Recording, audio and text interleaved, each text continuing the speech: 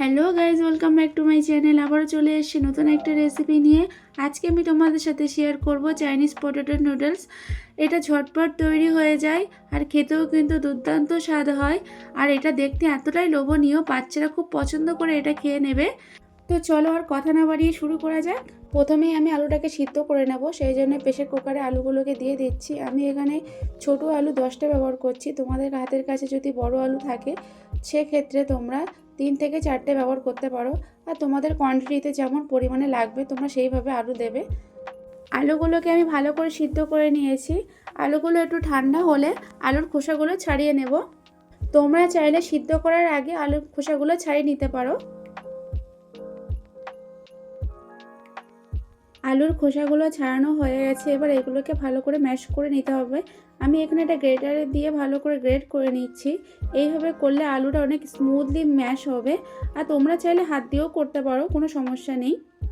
আমার সবগুলো করা হয়ে গেছে। এবার এতে আমি 1 চা চামচ লবণ দিয়েছি।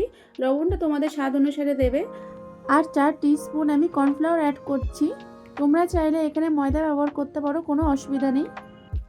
এবার এটাকে ভালো করে মাখিয়ে নিতে হবে। আলুর মাখাটা একটু নরম আছে, এখানে আমি আরও 2 স্পুন কর্নফ্লাওয়ার দিয়ে দিচ্ছি। এটাকে একটা আটার ডোয়ের মতো তৈরি করে নিতে হবে। দেখো আমার তৈরি হয়ে গেছে। এবার আমি 2 হাতের সাহায্যে ছোট ছোট করে গোল করে নিচ্ছি। এটাকে খুব হালকা হাতে করতে হবে। তোমরা চাইলে হাতে একটু তেল মাখিয়ে নিতে পারো।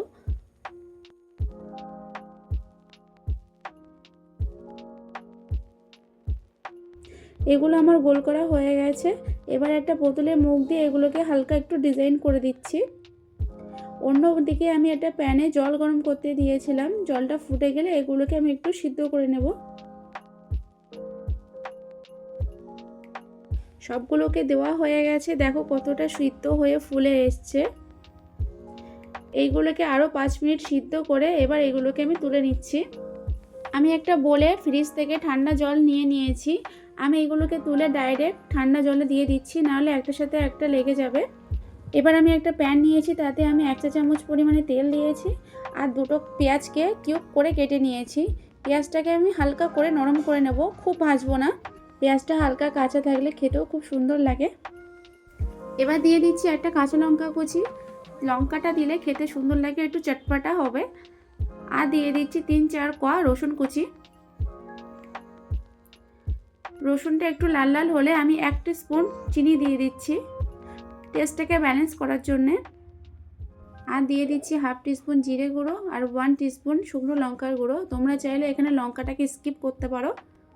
এবার এইগুলোকে 1 থেকে 2 মিনিটের জন্য ভেজে নিতে হবে। এবারে দিয়ে দিচ্ছি টমেটো সস। আমি এখানে 4 টিস্পুন মতো টমেটো সস ব্যবহার করেছি। তোমরা চাইলে এখানে সয়া সসও ব্যবহার করতে পারো। আমার হাতের কাছে ছিল না, সেই জন্য আমি শুধু টমেটো সসই দিয়েছি।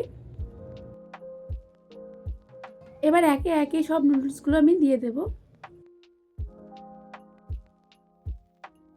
মশলার সাথে এগুলোকে ভালো করে মিশিয়ে নিতে হবে।